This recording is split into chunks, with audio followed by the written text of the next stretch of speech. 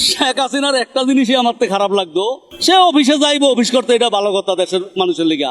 অফিসে যাইতে আর 1 ঘন্টা আগে রাস্তা বন্ধ করতে বকি লিগা।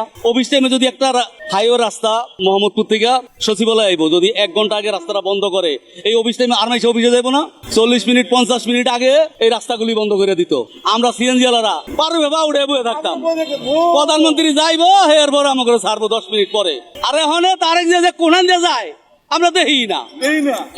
আমি একদিন তারেক জিয়ার লাগে ইয়াতে সচিবালয় থেকে মহাখালী পর্যন্ত গেছি, পাশাপাশি গাড়ি চালায় জ্যামের ভিতরে। হে গাড়ির সামনে বহা সাদা গাড়ির পাশাপাশি গাড়ি চালায় গেছি, কই আমাকে তো কোনো কিছু কইলো না, আর হেয়ার তো কোনো ক্ষতি হলো না। তাই আমরা এদিক দিয়ে অনেক ভালো আছি। এই 5 তারিখের পর কোনো মন্ত্রী দেখি না আমরা রাস্তাঘাটে চলাচল করে গেলে। কি আপনারা দেখেন যে মন্ত্রী যাইতেছে, সব গাড়ি ফুয়ে মুয়ে সব শেষ, আগে মন্ত্রী যায় লোক, এগুলি নাই। পুলিশও মোটামুটি অনেক নিয়ন্ত্রণ আইছে। আগে যে এটা জুলুম করতো, আগে চাইয়া ঘুষ দিত, এই বাটা 20 লাখ টাকা দিয়ে চাকরি লইছি, 500 দিবি না কেস দিয়ে দিন। এখন এগুলি আমরা দেখি না।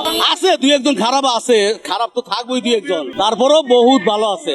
তারেক রহমান কাছে একটা জিনিস দাবি করব, এই যে জলাবদ্ধ, এটা তো আমরা এই একসাথে আমল থেকে দেখেছি, এটা কেউ শেষ করতে পারবো না। তবে বৃষ্টি হইলে দ্রুত যে পানিটা নামিয়ে যায় তার ড্রেন দিয়া, এইটার জন্য জায়গায় জায়গায় যে ম্যানুয়ালের ঢাকনাগুলি এগুলি পরিষ্কার রাখতে হইব। পানিটা যে দ্রুত নামতে পারে, হয়তো বৃষ্টি হয়েছে আধা ঘন্টা ভিতরে পানিটা নামিয়ে যায়। এখন তো পানি দেখা গেছে কালকে বৃষ্টি হয়েছে, অন্য পানি আছে, নামতারে না। এটা সবচেয়ে বেশি দোষ দিব আমি পলিথিনের। আমি নিজেই ভালো না, এই যে দুটো বাদাম খাইতেছি, এই পলিথিনটা আস্তে হালাই দিব, এইটা যাইয়া ড্রেনটা আটকে দিব।